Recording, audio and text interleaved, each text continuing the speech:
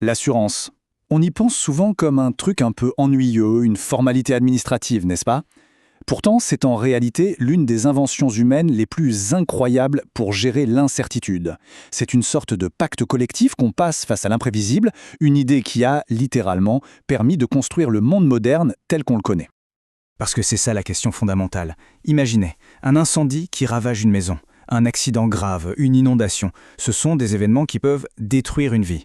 Alors, comment on fait face à des périls qui nous dépassent complètement à l'échelle individuelle? Quelle peut bien être la solution? Alors voilà comment on va décortiquer ce fameux filet de sécurité. D'abord, on va revenir à l'idée de base, le concept fondateur.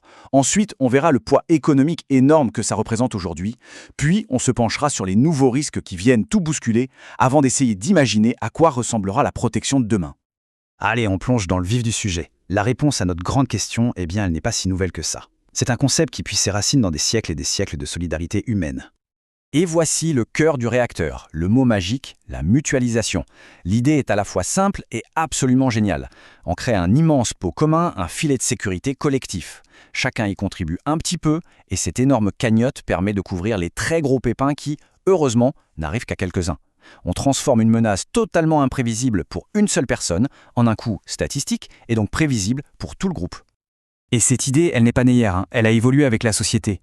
Déjà, au Moyen-Âge, les artisans se regroupaient pour s'entraider en cas de coup dur. Puis, un grand bond en avant en 1804. Le Code civil vient donner un cadre légal très solide à cette pratique. Et le vrai tournant, celui qui change tout, c'est 1958.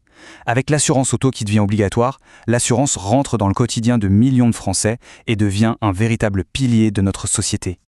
Bon, ça c'était pour les origines. Passons maintenant à aujourd'hui. Parce que de cette idée toute simple est né un secteur économique colossal. Et dans ce domaine, la France joue un rôle de tout premier plan.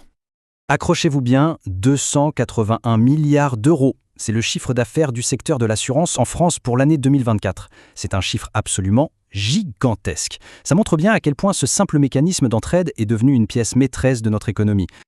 Et si on compare un peu, on voit qu'avec ces 281 milliards, le marché français est carrément en tête en Europe, loin devant l'Allemagne et l'Italie.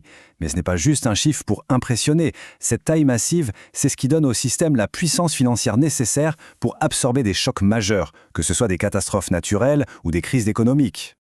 Pour y voir un peu plus clair dans ce secteur immense, on peut le diviser en deux très grandes familles. C'est assez simple en fait. D'un côté, il y a l'assurance de personnes. Ça, c'est ce qui protège notre vie, notre santé. De l'autre côté, on a l'assurance de biens et de responsabilité qu'on appelle souvent IARD, et ça protège nos affaires, la maison, la voiture, et ça couvre aussi les dommages qu'on pourrait causer aux autres. Mais voilà, ce principe qui a traversé les siècles est aujourd'hui confronté à des risques d'une nature et d'une ampleur complètement nouvelles. Le monde change à toute vitesse, et les menaces aussi. Le premier défi majeur, évidemment, c'est le climat. Les chiffres sont sans appel. Presque 9 milliards d'euros de sinistres liés au climat en 2024. C'est une hausse de 23% en un an.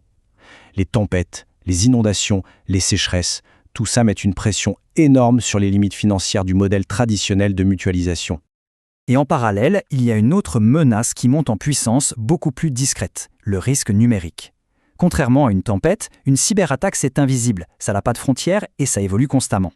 Le marché de la cyberassurance explose littéralement, plus de 20% de croissance par an, parce que le danger de voir toute une entreprise paralysée est devenu bien réel.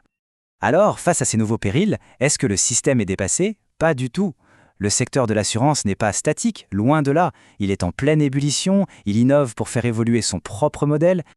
Concrètement, ça donne quoi? Eh bien, le secteur innove sur tous les fronts. Il intègre des critères plus responsables, qu'on appelle ESG, dans ses investissements. Grâce à l'intelligence artificielle, la tarification devient de plus en plus personnalisée. L'assurance s'adapte même à nos usages réels, avec des contrats au kilomètre, par exemple. Et puis, il y a de nouveaux modèles qui apparaissent, comme l'assurance paramétrique, qui peut indemniser quasi instantanément après une sécheresse, sans avoir à attendre une longue et coûteuse expertise. Et tout ça, ça nous amène à la question finale. L'assurance, au fond, a toujours été le miroir des peurs, mais aussi des ambitions d'une société.